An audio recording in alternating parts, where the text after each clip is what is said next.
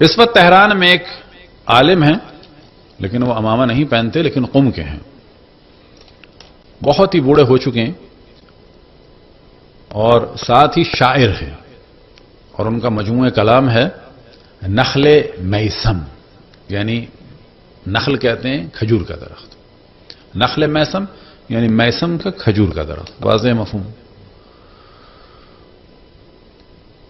اور ان کا نام ہے غلام رضا سازگار، کافی بزرگ ہو چکے ہیں. اور ساتھ میں جو اصل خصوصیت ہے وہ مصائب پڑھنے میں بہت ہی ان کی شہرت ہے.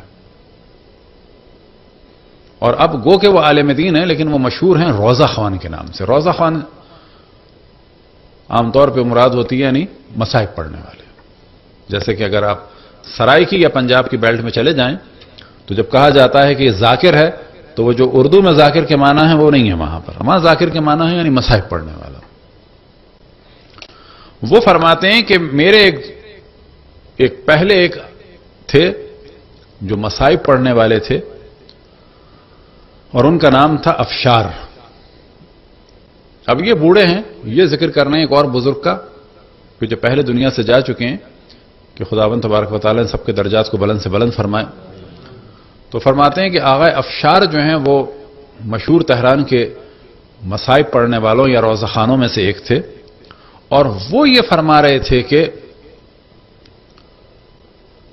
میری ایک دفعہ ٹانگ میں چوٹ لگی، اور چوٹ لگنے کے بعد اس کا رنگ بدلا، یہاں تک کہ میں بالکل چلنے کے قابل نہیں رہا اور میں اسپتال میں ایڈمٹ ہو گیا. اور وہ کہتے ہیں کہ ڈاکٹر جو ہے وہ آپس میں کچھ بات کر رہے تھے، مجھے تو سمجھ میں نہیں آئی، لیکن کیونکہ وہ انگلش میں بات کر رہے تھے. لیکن وہاں ایک تھا، اس نے جو ہے بات سمجھی اور اس نے کہا کہ یہ کہہ رہے ہیں ڈاکٹر کہ پوری ٹانگ میں تمہارے جو ہے وہ زہر پھیل چکا ہے، سوائے کاٹنے کے کوئی چارہ نہیں ہے. تو تم سوچو کیا ہو سکتا ہے. نہیں، تقریباً بتایا کہ دیکھو کٹنے کا ہو رہا ہے. تو یہ کہتے ہیں کہ میں نے توسل کیا امام حسین کی کمسن صاحبزادی سے، اور خود کہتے ہیں میرا حال یہ تھا کہ میں امام حسین سے توسل کروں، نہیں، میں ان کی بیٹی سے توسل کروں گا. اور خود کہتے ہیں کہ میری بس کیفیت یہ تھی کہ بعض دفعہ کسی گھر پہ اگر کوئی جائے تو شاید وہ نہ دے، لیکن اگر بچوں سے کہہ دیا جائے تو بچے پھر ضد کر کے دلوا دیتے ہیں. اور وہ خود کہتے ہیں وہ میرے دل میں یہ تھا کہ جس طرح سے بعض بچے اپنے باپ کی انگلی کو پکڑ کے ضد پوری کراتے ہیں، بس میں اس وقت توسل کروں گا امام حسین کی صاحبزادی سے کہ بس ضد کر کے اپنے بابا سے مجھے شفا دے دو، بس ان کا ہاتھ پکڑو اور کسی طرح سے لے آؤ. وہ خود کہتے ہیں بس میں نے کہا کہ ان کی انگلی پکڑ کے جو ہے میرا توسل جو ہے وہ کر دو پورا. وہ کہتے ہیں اس کے بعد میری آنکھوں میں آنسو تھے اور میں نے سامت بروجردی کے اشعار پڑھنا شروع کیے. سامت بروجردی کی قبر آج بھی بروجرد میں ہے، ایک پارک میں کہ جس کا نام ہے سامتیہ. پہلے وہ قبرستان تھا، اس کا کچھ حصہ پارک بن چکا ہے. وہاں پر ان کی قبر ہے.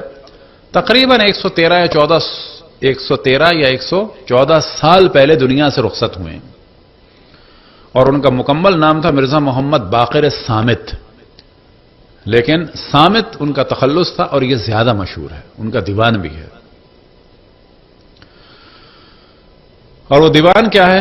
یعنی پورے مدح اہل بیت میں اور مصائب اہل بیت ہیں خصوصاً.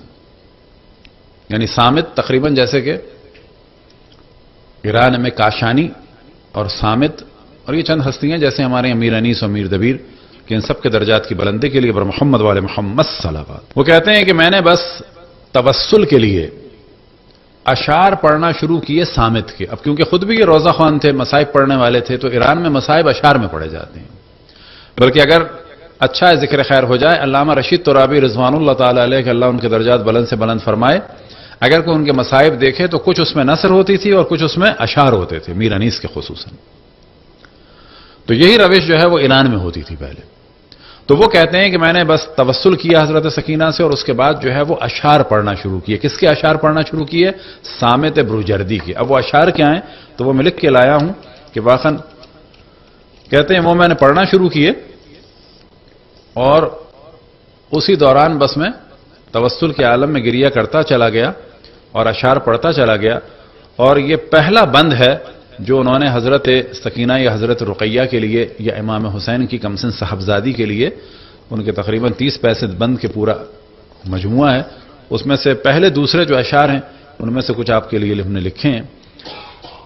بود در شہر شام از حسین دختری، کہ شام کے ایک شہر میں حسین کی تھی ایک بیٹی. آسیہ فطرتی، فطرتن وہ آسیہ جیسی تھی. اشعار واقعاً بڑے اچھے. فاطمہ منظری، شکل و صورت اور منظر میں وہ فاطمہ جیسی تھی. پالی مریم، مریم کی روش پہ چلنے والی تھی. ثانی ہاجری، ہاجرہ کی ثانی تھی. یہاں سے انہوں نے توسل شروع کیا. آپ دیکھیں اشعار کیا ہے. عفت کردگار، خداوند تبارک و تعالی کی پاکیزگی تھی وہ. عصمت اکبری، اکبر عصمت تھی وہ. او سے سالے بدو عقل 40 سالی داشت. وہ تھی تو 3 سال کی لیکن اس کی عقل جو ہے وہ 40 سال والی تھی.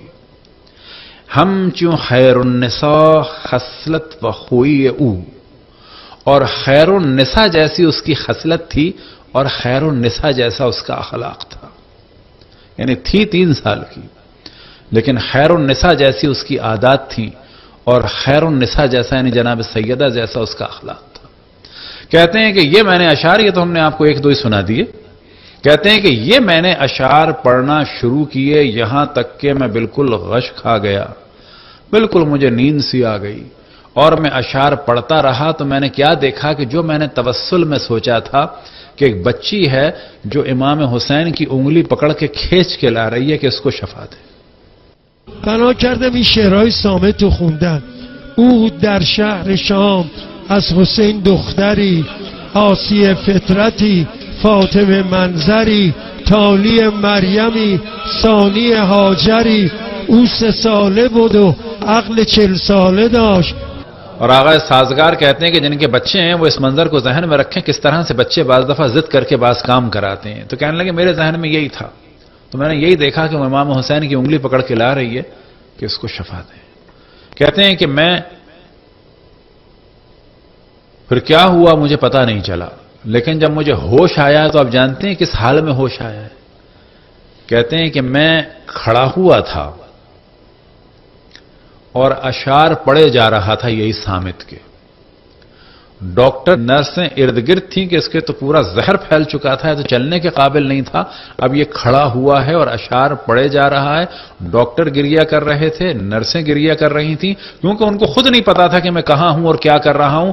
بالکل ایک آدمی اس طرح سے مدوش کھڑا ہوا ہے، اشعار پڑھے جا رہا ہے، آنکھوں سے آنسو جاری ہیں اور جس ٹانگ سے وہ چل نہیں سکتا تھا اور دونوں ٹانگوں کی اس کی حالت عجیب کہ کھڑے نہیں ہو سکتے. اب وہ بستر سے اتر کے کھڑے ہوئے، اشعار پڑھ رہے ہیں اور جتنے لوگ ارد گرد تھے سب وہ گریہ کر رہے تھے.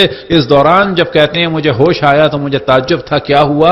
تو پھر مجھے احساس ہوا کہ صامت شاہرودی کے اشعار پڑھ رہا ہوں، لوگ سامنے گریہ کر رہے ہیں اور میری یہ حالت دیکھ کے تمام لوگ گریہ کر رہے تھے. اور جب مجھے ہوش آیا اور میں نے دیکھا اس کے بعد پھر میرا معائنہ ہوا. ڈاکٹر حیران تھے، وہ جو باہر کے ڈاکٹر آئے ہوئے تھے وہ بھی حیران تھے کہ یہ ایک میریکل ہے، یہ ایک معجزہ ہے. اور اس کے بعد کہتے ہیں کہ میں نے ان لوگوں سے بھی کہا کہ اب یہی ہے کہ اس بچی سے تم توسل کرو. کہنے لگے 1 ہفتہ گزرا، اس کے بعد میں نے سوچا کہ جاؤں اسپتال میں اور پوچھوں کہ باقی لوگوں کا کیا حال ہے. تو جب میں اسپتال گیا تو مجھے بتایا گیا کہ جتنے مریض تھے اس ہفتے کے ان میں سے ایک بھی اب اسپتال میں نہیں ہے، سب کو شفا ملی اس بچی سے توسل کے ذریعے سے.